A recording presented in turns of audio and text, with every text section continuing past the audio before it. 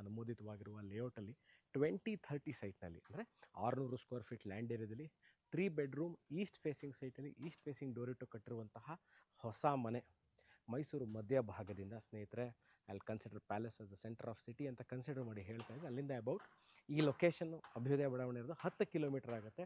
Mysuru JP ನಗರ ring road ಆದ ನಂತರ ಇರುವಂತಹ ಶ್ರೀನಗರ ಪಕ್ಕದಲ್ಲೇ ಇರುವಂತಹ ಅಭ್ಯುದಯ ಬಡಾವಣೆ ಲೇಔಟಲ್ಲಿ ಕಟ್ಟಿರುವಂತಹ ಮನೆ. ಎಲ್ಲ ಮೂಲಭೂತ ಸೌಕರ್ಯಗಳು ಇರುವಂತಹ, ಅಂದರೆ ಕುಡಿಯೋ ನೀರು ವ್ಯವಸ್ಥೆ ಇರ್ಬೋದು, electricity, waste water line, bus facility, ಎಲ್ಲ ತರಹದ ಸೌಕರ್ಯಗಳು ಇರುವಂತಹ ಏರಿಯಾದಲ್ಲಿ ವಾಸಕ್ಕೆ ಯೋಗ್ಯವಾಗಿರುವಂತಹ ಏರಿಯಾ ಹೇಳಬೇಕು.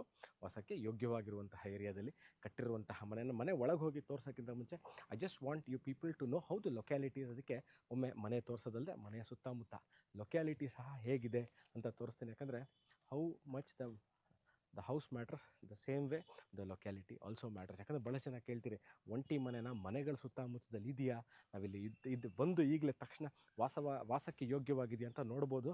ಒಂದು 25-30 ಮನೆಗಳು ಇರುವಂತಹ ಏರಿಯಾ. ಇನ್ನು 10-15 ಮನೆಗಳು ಕನ್ಸ್ಟ್ರಕ್ಷನ್ ಸ್ಟೇಜಲ್ಲಿ ಇದೆ.